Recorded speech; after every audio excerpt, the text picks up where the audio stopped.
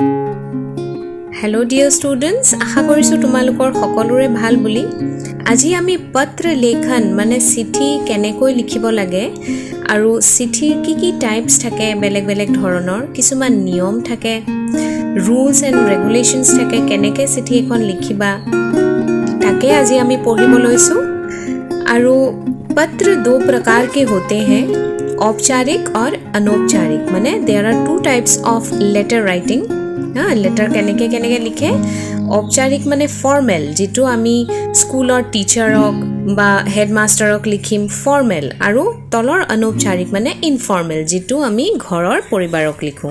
ठीक আছে, তোমালোকৰ एग्जामत औपचारिक माने फॉर्मेल लेटर आहे আৰু बेसिकली এইটোৱে আহিব सेवा मी प्रधानाचार्य। এইটো এটা মই ফৰ্মেট দি দিছো।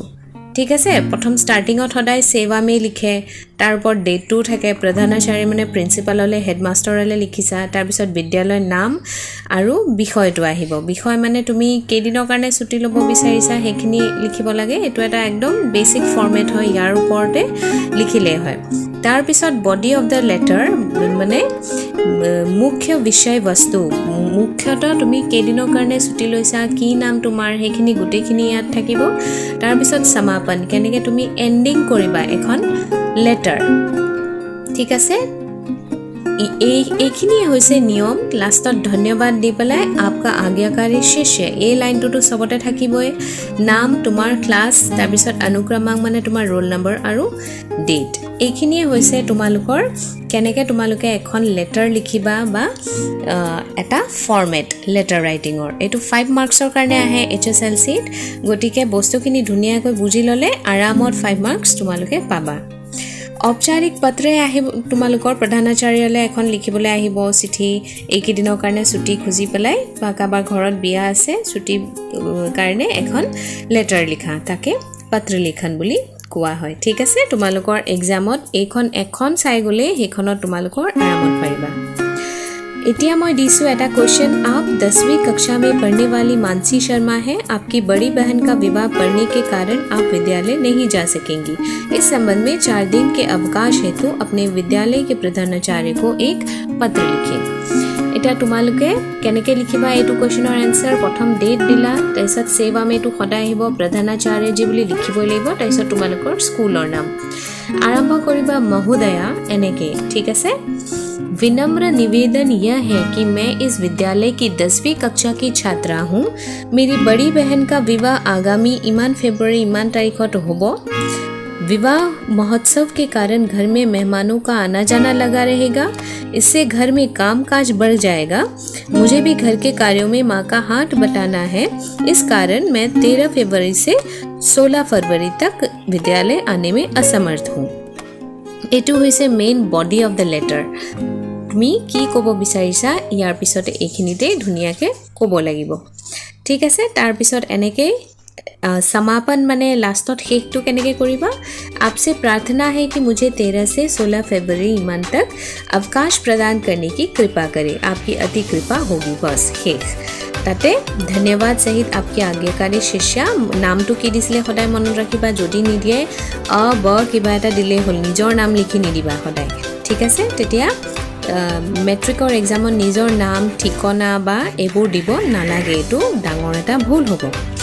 এতিয়া আমি কি চালো ধুনীয়াকৈ এবাৰ আওৰাই লওঁ। पत्र के अंग की पार्ट्स থাকে এখন লেটাৰত। पत्र लिखने वाले का पता तथा तिथि মানে ডেট, তিথি মানে ডেট আৰু এড্ৰেছ। ঠিক আছে, হেতু লাগিবই। একদম ওপৰত নিজৰ প্ৰথম सेवा में বুলি লিখি নিজৰ এড্ৰেছ লিখিব লাগে আৰু তিথি মানে ডেট দিব লাগে। ঠিক আছে, তাৰপিছত पत्र लिखते समय निम्नलिखित बातें अवश्य ध्यान में रखें। এইখিনি কথা তলত দিয়াখিনি সদায় মনত ৰাখিব লাগে। প্ৰথম কথা হ'ল सरलता মানে ইজিকে লিখিব লাগে, ধুনীয়াকৈ বুজি পোৱাকে। पत्र सरल भाषा में लिखना चाहिए, সদায় ইজি ল্যাঙ্গুৱেজত লিখিব লাগে। একদম বিৰাটে পকাই মেলি লিখিছা, বহুত ঢেৰ লিখিলেও হেতু মানে স্পষ্ট হৈ নাথাকে। सेकंड नंबर स्पष्टता, जो भी हमें पत्र में लिखना है यदि स्पष्ट सुमधुर होगा तो पत्र प्रभावशाली होगा। যদি ধুনীয়াকৈ আমি স্পষ্টকৈ আমাৰ কথাখিনি দাঙি তুলিব পাৰোঁ তেতিয়া ধুনীয়াকৈ সেই পত্ৰখন একদম পঢ়িয়ে ভাল লাগিব। সংক্ষিপ্ততা মানে বহুত বেছি বহলাই গৈ আছা এটা পেজত কমপ্লিট হোৱাকৈ সদায় এখন লেটাৰ লিখিব লাগে বহুত বেছি দীঘলীয়াকেও নহয় ঠিক আছে তাৰ পিছত আহিলে শিষ্টাচাৰ पत्र प्रेषक माने पत्र लिखा जने दिया जने और पत्र पाने वाले के बीच कोई न कोई संबंध होता है माने इजने जाले लिखिम बा जुने लिखिसे हे दुइजনৰ মাজতে কিবা এটা ভাল ৰিলেशन থাকে आयु और पद में बड़े व्यक्ति को आदरपूर्व माने आयुखत डाঙৰ হোৱা বা সৰু হোৱা হেখিনি সৰুলে লিখিছো যদি স্নেহপূৰ্বক বুলি লিখিব লাগিব ডাঙৰলে যদি আদৰণীয় এইবোৰ ওয়ার্ডস কিছুমান লিখিব কৈছে आकर्षकता व मौलिकता पत्र पर आकर्षक व सुंदर होना भी पत्र এখন মানে এট্ৰেক্টিভ আৰু ধুনিয়া হোৱা হ্যান্ড ৰাইটিং কিনি গুৰুত্ব দিয়া ধুনিয়াকৈ লিখা বাক্য ৰচনা কেনেকুৱা হ'ব হেখিনি ওপৰটো বিশেষ ধ্যান দিব লাগে উদ্দেশ্য পূৰ্ণতা মানে তুমি কি উদ্দেশ্যত লিখিছা हाँ निजर भंटीर विवाह कारणे छुट्टी विचारि लिखिसा ने मार अखुख मा असुस्थ कारणे दुदिन छुट्टी विचारि मार सेवा करिबले लिखिसा हे बस्तुखिनि वाक्यखिनि कथनखिनि धुनियाকৈ लिखिब লাগিব बस्तुটো स्पष्ट হ'ব লাগিব ঠিক আছে গটিকে এতিয়া এখন পত্ৰ চাও বিদ্যালয় छोड़ने पर प्रमाण पत्र তুমি হেখন স্কুল এৰি বেলেগ এখন স্কুলত যেতিয়া এডমিশন লোৱা তেতিয়া আগৰ স্কুলখনৰ পৰা লিভিং সাৰ্টিফিকেট বিচাৰে हाँ स्कूल लिविंग सर्टिफिकेट विचारि এখন पत्र लिखिब কৈছে আকৌ স্টাर्ट হ'ব सेवा में श्रीमान प्रधानाचार्य महोदय माने प्रिंसिपल द प्रिंसिपल এনেকে কোনখন স্কুল তাৰ পিছত ডেটটো দিলা ঠিক আছে এখিনি একদম মনত ভৰাই লোৱা প্ৰথমৰ পৰা সদায় सेवा में স্কুলৰ নাম टू द प्रिंसिपल हाँ एखिनी तार पिছত मान्यवर स्टार्ट हो बॉडी ऑफ द लेटर मैंने इस सत्र कक्षा 9 की परीक्षा प्रथम श्रेणी में उत्तीर्ण की है अब कक्षा 10 में DAV स्कूल में दाखिला लेना चाहता हूँ कृपया मुझे विद्यालय छोड़ने का प्रमाण पत्र यथाशीघ्र प्रदान कीजिए ठीक है स धन्यवाद माने थैंक यू बोली जी इंग्लिशत आम लास्टत लिखो धन्यवाद तैसे क ख ग माने नाम निजर लिखिब नालागे जदि तात दि दिए बोले तुम अमुक नाমৰ দি পেলাই তুমি লিখা তেতিয়া নাম লিখিবা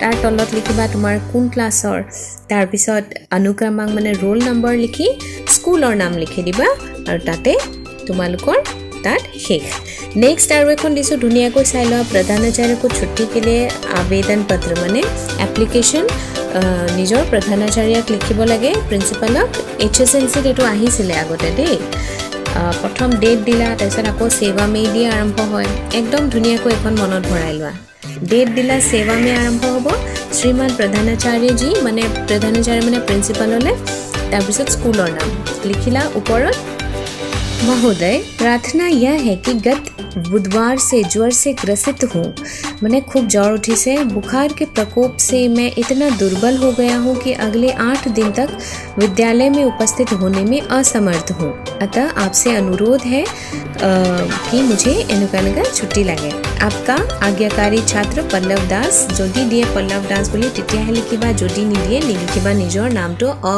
ब किबा এটা লিখি থৈ দিবা क्लास 10 এনেকৈ ঠিক আছে আৰু শেষত आपका आज्ञाकारी এনেকৈ লিখিব লাগে তেতিয়া ধুনিয়াকৈ তোমালোকৰ HSLC এটো 5 মাৰ্কছৰ কাৰণে আহিবই মুখস্থ কৰি যাবা ধুনিয়াকৈ চাই যাবা চেনেলটো যদি এতিয়ালৈকে সাবস্ক্ৰাইব কৰা নাই কৰি লোৱা তেতিয়া মই যেতিয়া নতুন ভিডিঅ'জ দিও তোমালোকে লগে লগে পাবা আৰু আগৰ যদি কোৱেশ্চন আনসাৰ্ছ খিনি চোৱা নাই কোনোবা চেপ্টাৰৰ ইয়াত ক্লিক কৰি পেলাই চাই লোৱা